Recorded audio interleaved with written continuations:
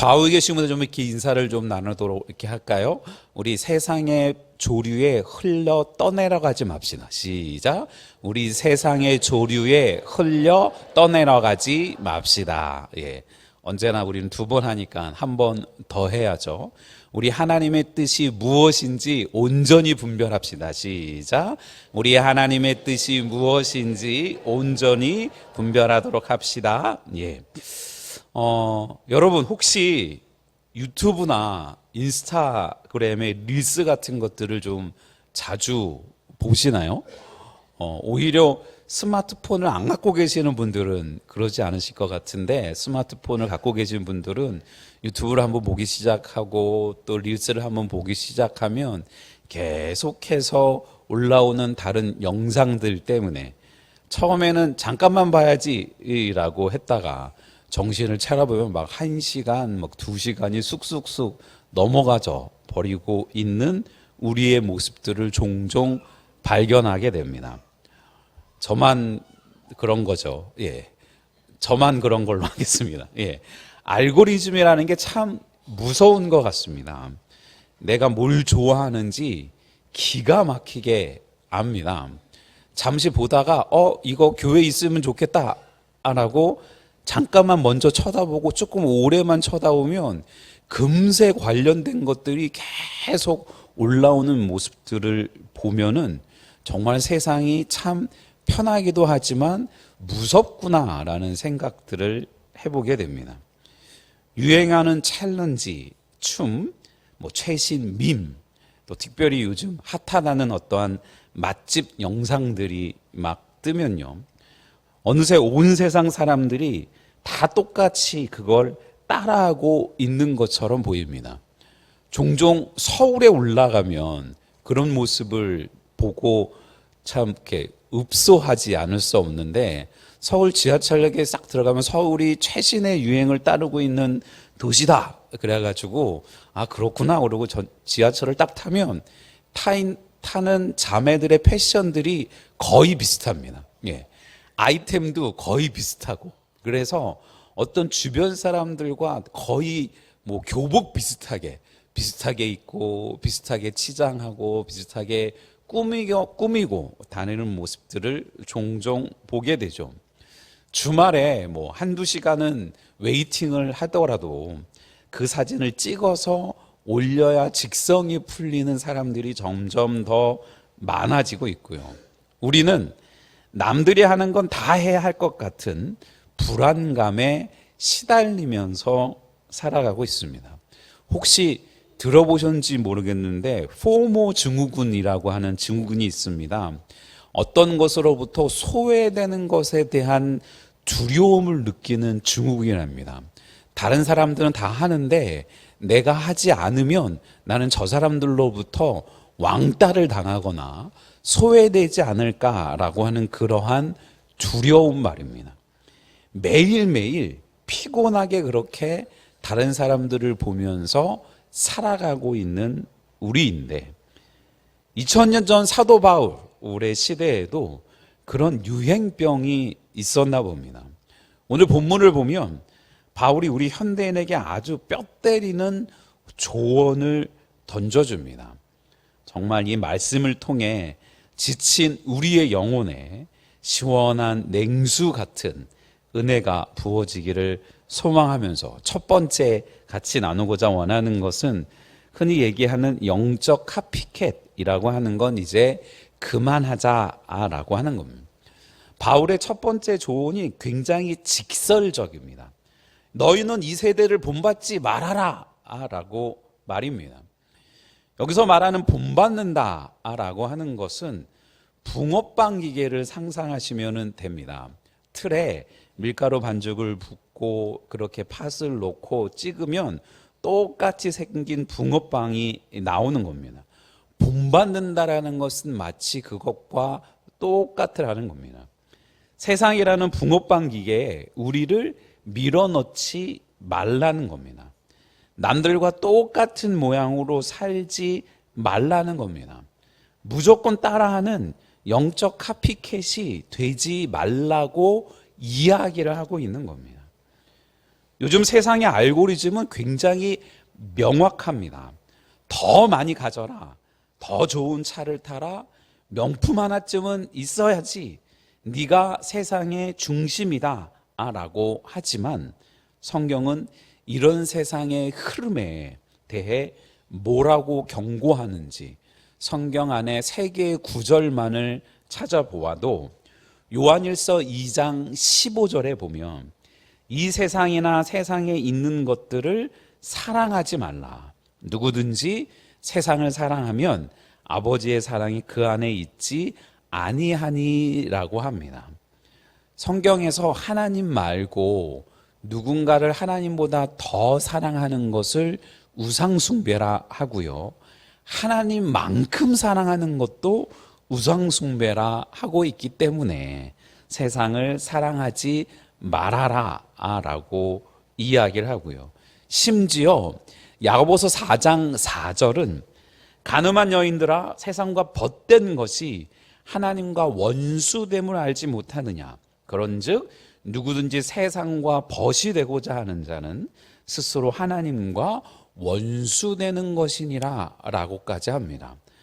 세상 속에서 살아가면 이 정도는 괜찮겠지, 다른 사람들을 다 이렇게 하고 있으니까 우리는 이 정도만 해도 괜찮겠지라고 하면서 세상과 타협하며 어깨를 맞추며 법과 같이 살아가는 건 이 정도는 허락해 주시겠지라는 생각을 하지만 성경은 굉장히 강력한 표현으로 그것이 하나님과 원수되는 것이다 라고 이야기를 하는 겁니다.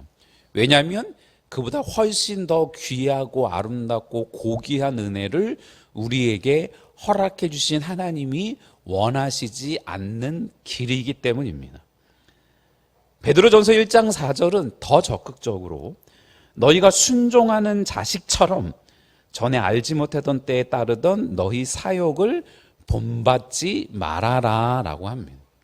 죄 가운데 태어난 우리, 그래서 다른 사람들이 먹으면 나도 먹고 싶고, 다른 사람들이 누리면 나도 누리고 싶고, 다른 사람들이 자랑하면 나도 더 자랑하고 싶은 그러한 개인적인 사욕들을 본받지 말고 진짜 예수 그리스도를 영접하고 하나님의 자녀로 살아가는 자처럼 살아가라 라고 이야기를 합니다. 점점 더 표현이 세지고 있습니다. 세상 트렌드를 맹목적으로 사랑하는 건 단순한 실수가 아니라는 겁니다. 하나님은 그걸 영적인 바람 피우는 거라고 하고 계십니다. 하나님과 원수되는 거라고 팩트 폭력을 날리고 계시는 거죠. 인스타의 피트를 보면서 부러워하고 따라하는 건 그게 다 베드로 사도가 말한 우리의 사욕이다라고 아주 꼼꼼하게 지적하면서 알려주고 있는 겁니다. 여러분, 솔직하게 우리의 일상을 한번 돌아볼까요? 카드 명세서를 한번 보십시오. 주말에 스케줄을 한번 보십시오. 자녀의 학원 세팅을 한번 보십시오. 안 믿는 사람들과 비교했을 때 확연히 다른 어떤 구별됨이 보입니까? 아니면 앞에서 표현한 똑같이 찍어낸 붕어빵 같으신가요? 흔히들 얘기하는 다들 그렇게 하잖아요 라는 핑계는 이제 멈추어야 할 것 같습니다. 우리는 세상 트렌드를 따라가는 사람이 아닙니다. 영원한 진리를 따라가는 사람들을 잊지 않고 눈치 보면서 따라가는 붕어빵 생활에서 과감히 로그아웃 하시는 여러분들 되시기를 주님의 이름으로 축원을 드립니다. 축원드립니다. 한번 좌우에 계신 분들 좀 권면을 해보도록 할까요? 우리 붕어빵은 되지 맙시다. 시작. 우리 붕어빵은 되지 맙시다. 예, 물론 만주도 안 됩니다. 예. 두 번째로는요, 거치장이 아닌 내면의 그 모임, OS를 업데이트해야 된다라고 하는 거죠. 세상을 따라가는 것을 멈추면 끝이 아니라는 겁니다. 바울은 이어서 처방전까지 우리에게 주는데 오직 마음을 새롭게 함으로 변화를 받아라 라고 이야기를 합니다. 스마트폰을 쓰다가 보면 폰이 너무 느려져서 속 터질 때가 있고요. 아, 폰을 바꿔야 되나, 어떻게 해야 되나, 라고 하는 데가 종종 생기곤 합니다. 그때 어떤 사람들이, 그래, 스마트폰이 좀 느려졌으니 이번에 폰 케이스를 명품으로 한번 바꿔봐야지, 라고 바꾸면 폰이 빨라집니까? 절대 아닌 거죠. 겉모습이 문제가 아니라는 겁니다. 소프트웨어, 흔히들 얘기하는 운영체제 OS를 최신 버전으로 업데이트 해야 되는 겁니다. 우리의 신앙생활도 똑같습니다. 주일날 성경책을 가지고 좋은 옷을 입고 교양 있게 인사하는 것 정도는 그냥 폰 케이스를 바꾸는 정도밖에 안 된다는 겁니다. 진짜 변화는 내 마음의 소프트웨어, 그 마음 자체가 통째로 바뀌어질 때, 업데이트 될 때 일어나는 거고요. 성경은 이에 대해서 뭐라고 설명을 하냐면 에베소서 4장 22절 24절에 너희는 유혹의 욕심을 따라 썩어져가는 구습을 따르는 옛사람을 벗어버리고 오직 너희의 심령으로 새롭게 되어 하나님을 따라 의와 진리의 거룩함으로 지으심을 받은 새 사람을 입으라 라고 이야기를 합니다. 이전에 살아갔었던 세상 사람과 똑같은 것들은 더 이상 따르지 말고 이제 새 사람의 옷을 입어라 라고 얘기를 하고, 더 나아가서 디도서 3장 5절은 우리를 구원하시되 우리의 행한 바 의로운 행위로 말미암지 않고 오직 그의 긍휼하심을 따라 중생의 씻음과 성령의 새롭게 하심으로 하셨나니라고 하면서 왜 우리에게 하나님의 은혜가 필요한지를 알려줍니다. 여러분, 한번 곰곰이 우리가 그래도 자신 있게 얘기하는 건 우리가 마음 먹고 옛사람의 구습을 따르는 삶을 살아가려고 하는 건 아닙니다 라고 이야기할 수 있지 않겠습니까? 우리가 한번 마음 먹고 예수님의 마음에 대못 한번 박는 삶을 살겠습니다 하는 사람이 세상에 어디에 있겠습니까? 본문에서 얘기하는 새 사람을 입는 삶을 살려고 힘쓰고 애쓰는데도 불구하고 어느덧 우리의 눈이, 우리의 마음이, 우리의 생각이, 우리의 얼굴이 세상을 바라보고 있는 우리들의 모습들일 수밖에 없는데, 그런 우리의 의로운 행위로 우리를 구원하시는 것들이 아니라 하나님의 긍휼하심을 따라 중생의 씻음과 성령의 새롭게 하심으로 하셨다라는 겁니다. 이미 그렇게 큰 은혜를 우리가 받았다라는 겁니다. 우리가 뭔가를 잘해서 받은 것이 아니라는 겁니다. 새 사람으로 이 옷을 자주 갈아입어서 주의 자녀로 부름받은 것이 아니고 오직 중생의 씻음과 성령의 새롭게 하심으로 된 게 너희다 라고 이야기를 하고 계시기에, 성경에서 하나님의 마음과 합한 사람이라고 그렇게 칭함을 받은 다윗이 시편 51편 10절에서 고백한 하나님이여 내 속에 정한 마음을 창조하시고 내 안에 정직한 영을 새롭게 하소서라고 하는 그 고백이 우리의 고백이 되기를 주님의 이름으로 축원을 드립니다. 다시 한번 말씀을 드리지만 우리의 내면을 리모델링 해주시는 분은, 할 수 있는 사람은 내가 아니라는 겁니다. 성령 하나님이시라는 겁니다. 오늘도 2부 예배 시작하기 전에 성산이가 잠깐 올라왔습니다. 아침에 급하게 나왔는지 면도를 하지 못해서 아빠 혹시 면도기 잠깐 빌릴 수 있어요? 라고 하면서 4층에 올라왔습니다. 들어와. 그래서 딱 들어오는 순간 얘가 바뀌어진 목양식을 딱 보더니 처음 한 말이 물난리 난 게 되게 잘 된 거네요 라고 할 정도로 4층이 확 바뀌어 있는 모습을 보게 된다는 거죠. 누가 그걸 계획할 수 있겠느냐는 거죠. 그런 것처럼 우리의 삶의 진정한 변화는 내 뜻과 내 생각과 내 방법대로 되어지는 것이 아니라 성령님의 역사하심으로밖에 안 된다는 겁니다. 내 힘으로 착해지려고 꽉 참아봤자 한계가 있다는 겁니다. 며칠 못 가 폭발해버리고 만 다윗처럼 기도해야 되는 겁니다. 매일 아침 눈 뜰 때마다 그렇게 기도해야 되는 겁니다. 성령님, 오늘도 제 마음을 하나님이 원하시고 바라시는 최신 버전으로 성령님의 음성 가운데 그때그때 함께 해나갈 수 있는 사람으로 업데이트 해주세요. 흔히들 얘기하는 분노의 앱, 험담의 앱, 욕심의 앱은 싹 다 지워주시고 하나님의 은혜로 하나님의 사람으로 살아갈 수 있도록 해주세요라고 기도해야 된다는 거예요. 그러면 똑같은 진상 직자 상사를 볼 때에 옛날엔 속으로 욕이 나왔습니다. 그런데 이제는 묘하게 불쌍하게 보이고 기도가 나오는 거죠. 어떤 때는 우리가 필요한 것 같아서 이것저것 막 도와달라고 하던 사람들이 어느새 안면이 바뀌고 우리가 필요 없는 것처럼 말하고 행동하는 사람들, 그들 모습들 속에서 정죄하기보다 하나님 저들을 불쌍히 여기시고 긍휼히 여겨주옵소서라고 기도할 수 있는 새로운 은혜가 우리 안에 생긴다는 겁니다. 그게 진짜 기적이고 진짜 변화 아니겠냐는 겁니다. 이번 주 여러분의 낡은 옛 습관들이 성령의 새 버전으로 완벽하게 업데이트 되기를 주님의 이름으로 축원을 드립니다. 축원드립니다. 또 좌우이심도가 좀 그렇게 권면할까요? 우리 업데이트는 꾸준히 합시다. 시작. 우리 업데이트는 꾸준히 합시다. 예.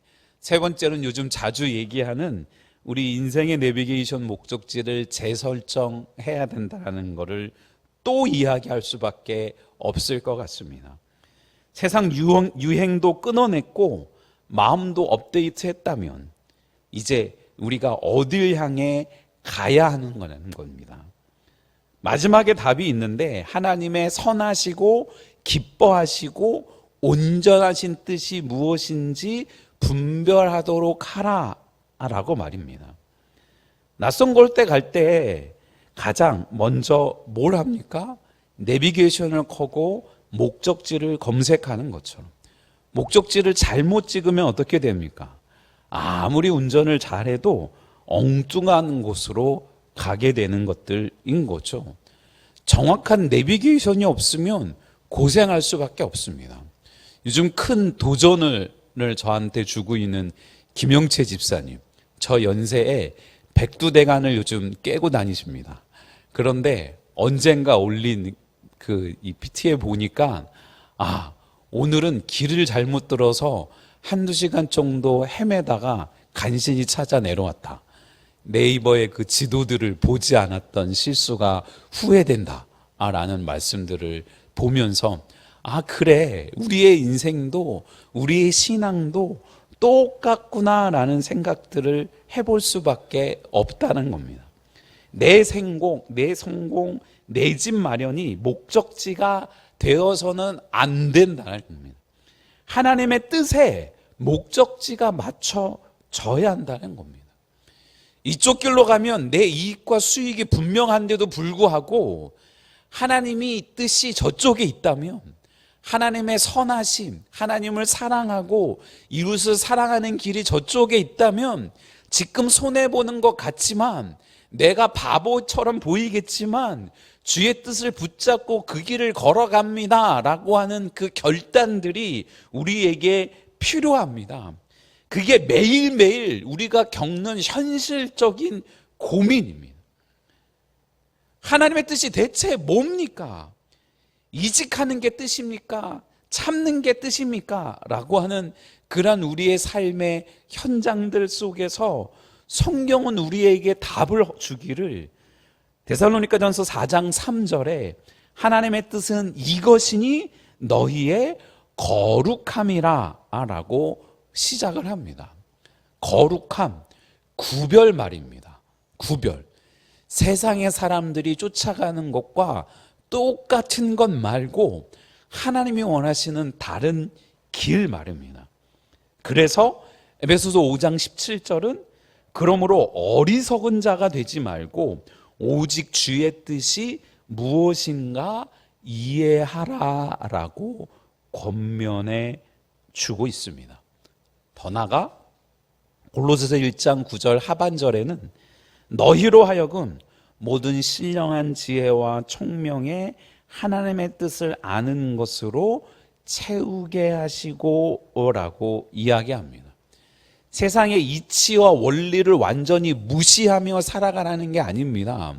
세상의 원리와 이치 위에 우리에게 말씀하시고 알려주시는 하나님의 신령한 지혜와 총명을 따라서 그 길을 갈 수 있도록 하나님 나를 붙잡아 주십시오라고 간구하라는 겁니다. 우리의 삶이 무너지고 쓰러지고 황폐하게 돼도 맨날 손해보는 것만 선택하라는 얘기가 아니고요. 그건 너머에 정말로 하나님이 원하시는 바가 무엇인지를 찾고 그 길을 따르기 위한 몸부림들이 우리에게 필요하다라는 겁니다. 하나님의 뜻은 어디에 투자해서 얼마를 버느냐가 아니라는 겁니다. 훨씬 더 본질적인 곳에 있습니다. 바로 우리가 일상 속에서 거룩해지는 겁니다. A 회사를 가든 B 회사를 가든 상관없습니다. 그곳에서 편법을 쓰지 않고 정직하게 일하는 것, 얄미운 동료를 한 번 더 용서해 주는 것, 누가 보지 않아도 예수님 믿는 사람답게 사는 것, 그것이 하나님의 온전하신 뜻 아니겠습니까? 요즘 제가 자꾸 강조하고 부탁하는 것들 중에 하나가 동일한 겁니다.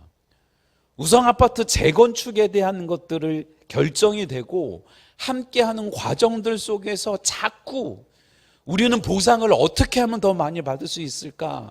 어떻게 하면 멋진 건물을 지을 수 있을까? 어떻게 하면 쉽게 이런 일들을 할 수 있을까라는 생각들을 계속 마음에 유혹이 들고 생각이 들고 그런 소리만 들려오기 때문에 성도 여러분들 제발 우리가 하나님의 뜻과 하나님의 말씀대로 교회로서의 본질들을 잊지 않도록 기도합시다라고 이야기하는 이유는 제 마음의 본질들을 잃지 않기 위한 여러분께 부탁인 것입니다. 여러분, 우리가 정말 중요한 것들을 잊지 않고 걸어가는 하나님의 귀한 지체들이 되기를 주님의 이름으로 축원을 드립니다. 결정장애가 올 때마다 이 세 가지 질문의 필터를 한번 돌려보면 어떻겠습니까? 이 선택이 하나님 보시기에 선하십니까? 하나님이 기뻐하실 것입니까? 내 이익을 뺀 하나님의 뜻에 맞는 것입니까? 라고 말입니다. 이익 앞에서 흔들릴 때마다 지혜와 총명으로 우리의 마음을 채워달라고 기도해보면 어떻겠습니까? 혹시 지금 경로를 한참 이탈하신 분이 계십니까? 오늘 주의 성전을 나가시기 전에 다시 한번 그 목적지를 하나님의 뜻에 맞춰서 재설정해 보시길 주님의 이름으로 부탁을 드립니다. 말씀을 좀 정리해 봅니다. 우리는 세상이라는 거친 바다를 향해 항해하는 배입니다. 배가 물 위에 폼나게 떠 있어야지 바닷물이 들어오게 두면은 안 됩니다. 세상의 그 탐욕스러운 가치관이 우리의 마음에 들어오게 놔두지 마십시오. 요즘 다 이렇게 해, 다른 사람들은 다 이렇게 라고 하는 기준에 절대 따라가지 마십시오. 오직 성령님께 매일 아침 순간순간 내 마음을 맡기면서 우리의 마음과 생각을 업데이트하고 인생의 내비게이션의 목적지를 하나님의 뜻의 거룩함에 단단히 고정하십시오. 그리고 이번 한 주간도 치열하게 살아가실 겁니다. 직장에서, 학교에서, 가정에서 세상의 그 거푸집을, 그 틀을 시원하게 깨부수십시오. 하나님이 기뻐하시는 멋진 예수님의 진짜 제자로 살아가십시오. 그렇게 주의 은혜와 능력 가운데 승리하는 여러분 되시기를 주님의 이름으로 축원을 드립니다. 축원드립니다.